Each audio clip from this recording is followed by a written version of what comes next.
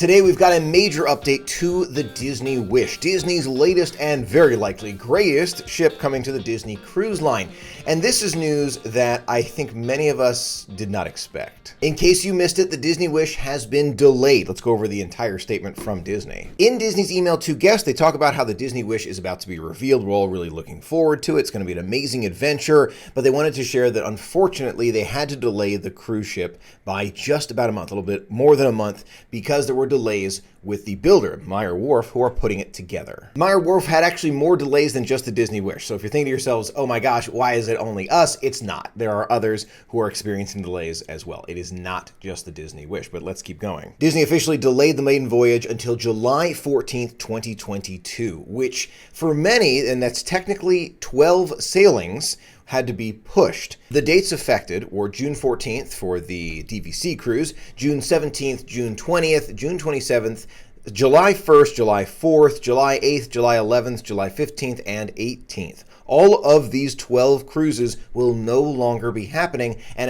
as of this point, everyone who was booked on those cruises should have gotten this email from the Disney Cruise Line. There's a lot to unpack here, but the reason why Disney did this is because the ship is delayed. There's not much more to it than that. I know that there are some who are saying, oh, it's because of this or that. It's because the ship was delayed. That is why they have to do this. It does cost Meyer Wharf a lot of money to delay a ship like this. I looked into that as well. There's really cool documentaries out there, by the way, about how ships are built. Really, really cool all over the internet. But for Meyer Wharf, they've definitely got to pay Disney a lot of money because of this delay, but Disney is offering something special to those guests who are booked on these cruises who now have their cruises kind of pushed aside. For those who are on any of those 12 affected sailings, you have the opportunity to pick from two different options. Option one, you get a full refund. Done, easy, no problem. Option two is pretty unique. And if you look at the email from Disney, if you booked that one of those cruises, you have the opportunity to get 50% off a future cruise. The reason why they're doing this is because there are some who took specific time that they knew they were going to be on the Disney Wish and now have to kind of push it forward. But Disney is making it better than just 50% off for those who are ready to book maybe on the Wish again.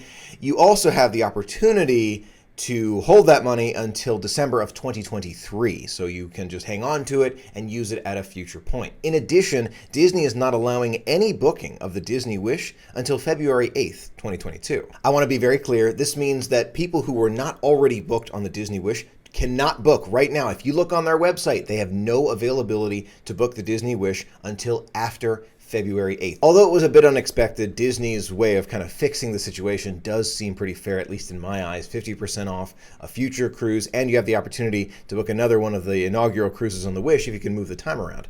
To me, it makes a lot of sense. I do want to note that there are no doubt going to be guests who would love to go on one of these other dates, but the change in the time frame isn't going to work for them, which means that, very likely anyway, there are going to be some openings on the maiden voyage and possibly more of the inaugural cruises after that official maiden voyage. So after February 8th, it's going to be very interesting to see what's available on the Disney Cruise Line website, as guests have to make this decision right now over the next few days to, change it up, whether they're staying or whether they can't make it on the follow-up cruise. It levels the playing field a little bit too, because as of the recording of this video, Disney has not told us if there's this tiering system for like platinum and those with 20 plus cruises who can now try and book that maiden voyage again. So technically February 9th or February 8th, we don't know exactly if it's the 8th or the 9th at this point, you'll have the opportunity to possibly get on board the maiden voyage. No telling if that's actually going to happen or not, but it's something to keep your eyes open for if you are really hoping to be there. Now, there is a very important side note that I want to mention about the future credit for Disney Cruise Line. I only know this because I've had to cancel several Disney cruises. I've got more booked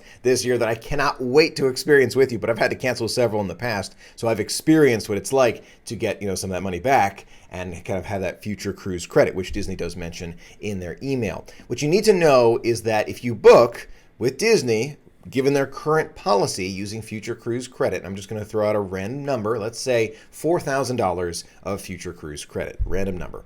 And I have another cruise that I want to go on, and this cruise with Disney only costs $2,000, just as an example, total cost.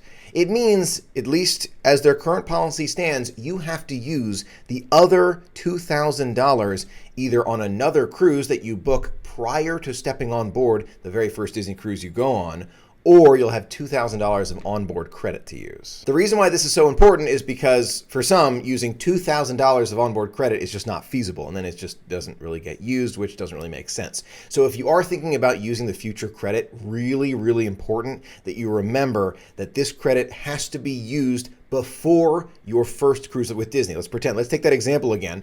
$4,000 in cruise credit. You use $2,000 on one trip and then $2,000 on another cruise. If you have both of those cruises locked down and no other cruise credit available, when you step on board the Disney Cruise Line for that very first cruise using cruise credit, the other cruise will still be standing by. So you have the ability to use all the cruise credit. Just make sure that you use it all before you step on board that first Disney cruise used with cruise credit. Very important. Now, I don't know about you, but I'm going to have my eyes open on the Disney Cruise Line website once February 8th and 9th roll around, and we'll see if any of the maiden voyage, the new maiden voyage, open up for some of us to book. Now, if you were affected by this change, let us know in the comments below what your plan is. Are you going to go with that 50% off of a future cruise? Do you think you'll be able to kind of shift the timeline for yourself? Or are you planning on just doing something totally separate and doing maybe 50% off an Alaskan cruise in the future? Let us know in the comments below. Love to hear from you. Thanks so much to our patrons for making all these videos possible. Thanks so much for being a part of the magic with me today. Until next time, have a magical day.